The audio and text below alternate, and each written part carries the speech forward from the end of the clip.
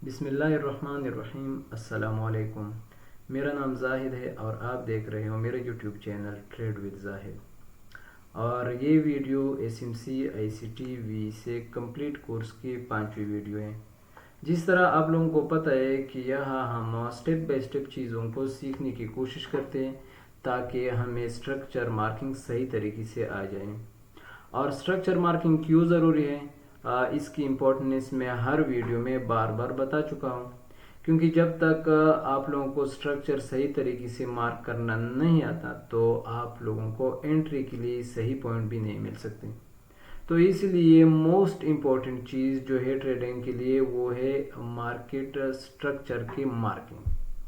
ठीक है, जो हम यहाँ बतरतीब उन्हीं चीज़ों को सीख रहे हैं जो स्ट्रक्चर मार्किंग में हमारे काम आती हैं। ठीक है, जब आप स्ट्रक्चर को सही तरीके से मार्क करना सीख जाओगे तो आप लोगों को सही पॉइंट ऑफ इंटरेस्ट भी मिल जाता है और वहाँ से आप लोगों की ट्रेड भी सही तरीके से जाता है और आप लोगों का ट्रेड भी विन हो जाएगा। ठीक है, तो चलिए शुरू करते हैं आज की टॉपिक। आज का जो हमारा टॉपिक है वो है break of structure, valid break of structure. ठीक है, और वैलिड चेंज ऑफ कैरेक्टर।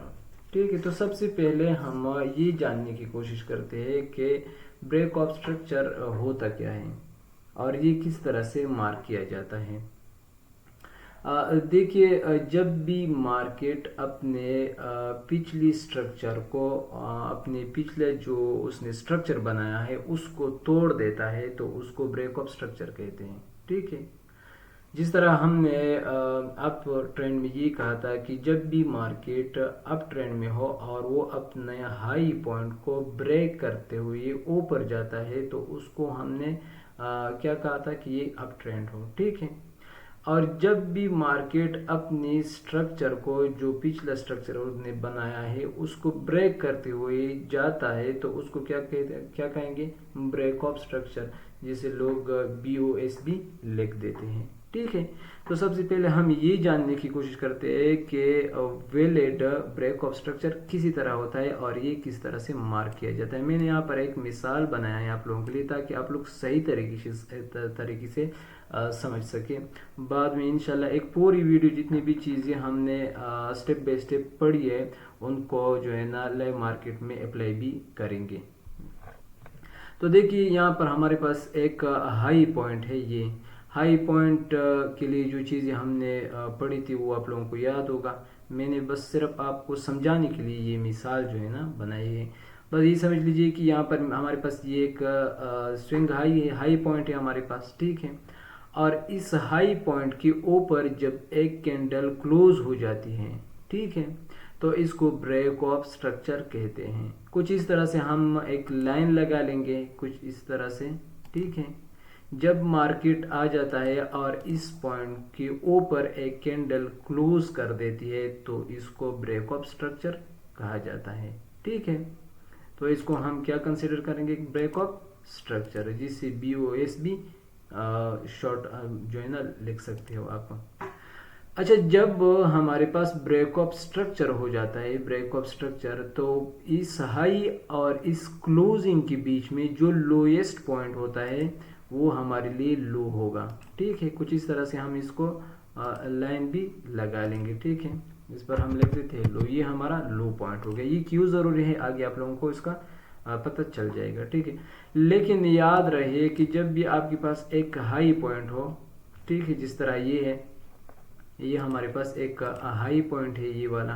ठीक है, लेकिन अगर इस हाई पॉइंट के ऊपर विग आ जाए, इसको तो ब्रेक किया लेकिन विग आ जाए तो ये हमारे लिए वैलिड बॉस नहीं होगा, ब्रेक ऑफ स्ट्रक्चर नहीं होगा।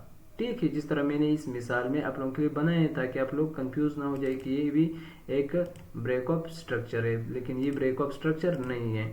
कुछ इस तरह से हम हमेशा लाइन लगाते हैं।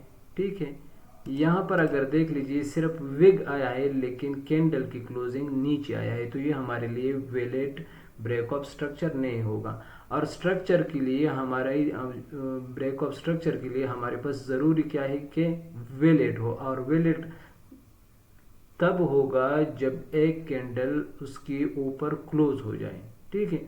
और इस हाई और इस क्लोजिंग के बीच में एक पॉइंट आप लोगों को और ढूंढना होगा, जो लोएस्ट पॉइंट होगा उसको हम लो कंसिडर करेंगे, ठीक है। ये तो हमारे पास एक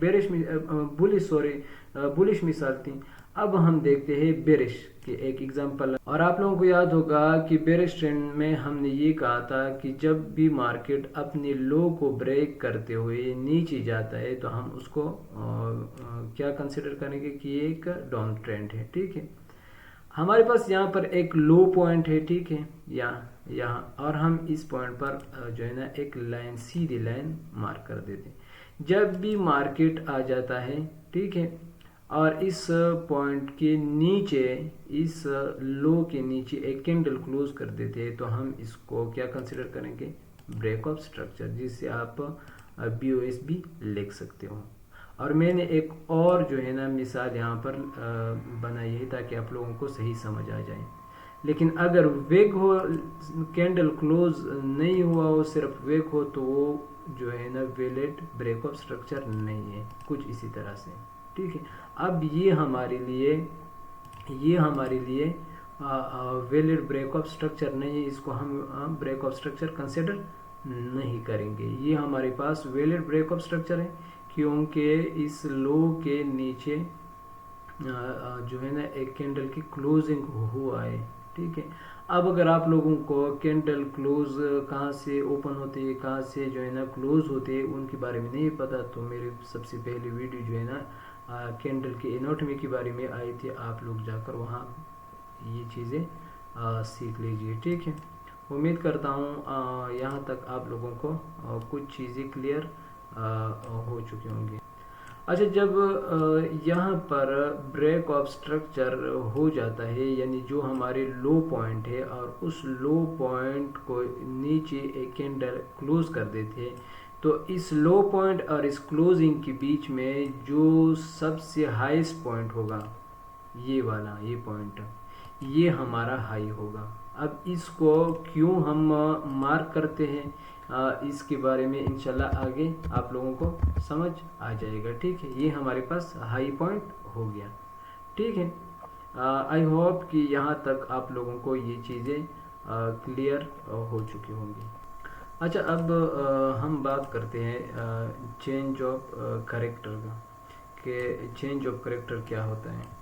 देखिए, जब भी मार्केट अपने ट्रेंड को चेंज कर देता है, ठीक है, अपने ट्रेंड को चेंज कर दे, जिस तरह मार्केट एक बुलिश ट्रेंड में चल रहा हो और अब जो है ना वो बेरिश ट्रेंड की तरफ तब्दील हो चुका है, तो इसको जो है ना चेंज ऑफ करेक्टर कहा जाता है। चौच भी आप लिख सकते हो, इसको चौक भी कह सकते हो, जो अपने स्ट्रक्चर को तब्दील कर देता है अप ट्रेंड से डाउन साइड की तरफ, या डाउन ट्रेंड से अप साइड की तरफ। जब मार्केट शिफ्ट हो जाता है तो इसको जो है ना चेंज ऑफ करेक्टर कहा जाता है।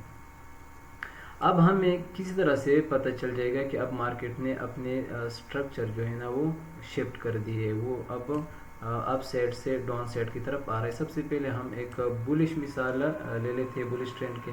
हमने एक बात कही थी कि हाई और क्लोजिंग के बीच में जो हम एक लो पॉइंट को जो है ना वो मार्क कर देते हैं, ठीक है। अब जब भी मार्केट आकर हमारे इस लो पॉइंट के नीचे टू कैंडल क्लोज कर दे, दो कैंडल को क्लोज कर दें, तो इसको हम चेंज ऑफ करेक्टर जो है ना कंसिडर करेंगे कि अब ये चेंज ऑफ करेक्टर हो चुका है, ठीक है। इसी तरह से हम इसको चेंज ऑफ करेक्टर कहेंगे कि ये चेंज ऑफ करेक्टर हुआ है अब, ठीक है। क्योंकि अब मार्केट जो है ना, अब यहाँ से यहाँ तक हम जो है ना बुलिश थे, हम बाई साइड का ट्रेड ले रहे थे, लेकिन अब जब चेंज ऑफ करेक्टर हो चुके हैं तो अब हम सेल साइड की तरफ ट्रेड लेंगे, ठीक है। जब इस लाइन के नीचे जो हमने लो लिया था, ठीक है, और ब्रेक ऑफ स्ट्रक्चर होने के बाद हमने जो लो लिया था, उस लो के नीचे टू कैंडल क्लोज हो जाए, तो इसको हम चेंज ऑफ करेक्टर कंसिडर करेंगे कि चेंज ऑफ करेक्टर हुआ। अब मार्केट ने अपने स्ट्रक्चर जो है ना वो चेंज कर दिया, स्ट्रक्चर को शिफ्ट कर दिया। इसी तरह हम एक बेरिश मिसाल भी ले लेते हैं। देखिए, हमने एक बात कही थी कि जब हम यहाँ एक लो और इस क्लोजिंग के बीच में जो लोएस्ट पॉइंट था वो हम मार्क करते थे, जिसको हम हाई कहते थे।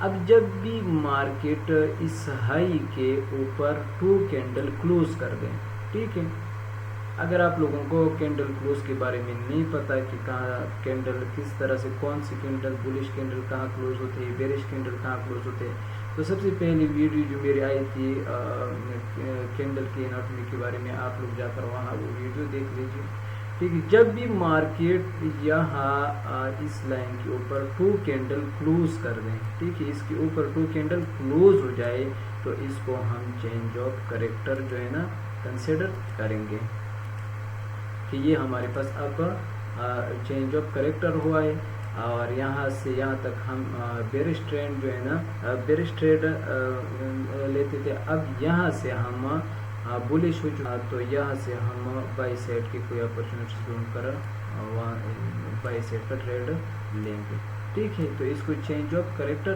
कहा जाता है। उम्मीद करता हूँ कि आप लोगों को ब्रेक ऑफ स्ट्रक्चर और चेंज ऑफ करेक्टर समझ में आया होगा। मैं हमेशा कोशिश करता हूँ कि एक छोटी वीडियो बनाऊँ ताकि आप लोगों का टाइम भी ज़्यादा ना लें और कम वक्त में आप लोगों को ये चीज़ें मैं समझा सकूँ। अगर वीडियो आप लोगों को थोड़ी भी इंफॉर्मेटिव लगी होगी तो आप लोग वीडियो अपने दोस्तों के साथ, उन दोस्तों के साथ जो ट्रेडिंग सीखने में इंटरेस्टेड हैं उनके साथ शेयर ज़रूर कीजिए। और अगली वीडियो के लिए अल्लाह हाफिज़।